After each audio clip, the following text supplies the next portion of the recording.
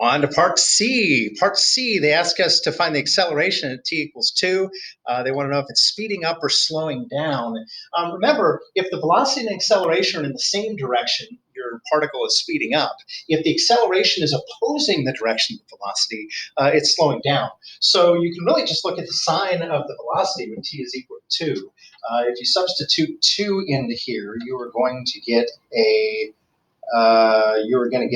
positive velocity.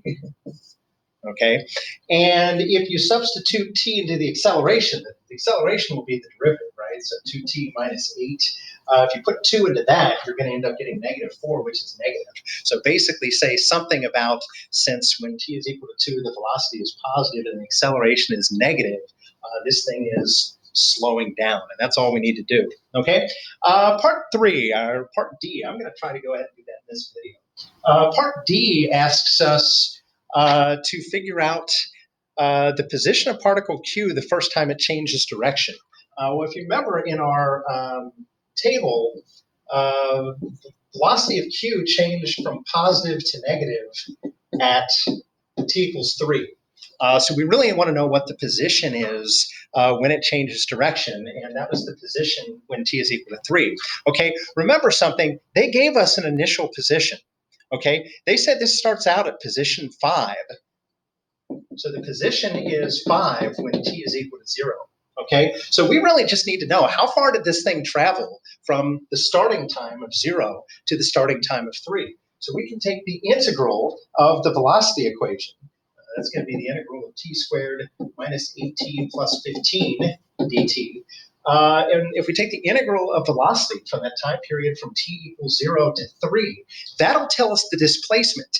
That gets added to that original position of 5. So it starts out at 5, and then we find the displacement there. And I'll let you finish that, but that's the setup, okay? So we're seeing this over and over and over. They give you an initial value, and you take the integral of a rate, the integral of a derivative, the integral of a velocity, and it tells you how much change took place over that time interval.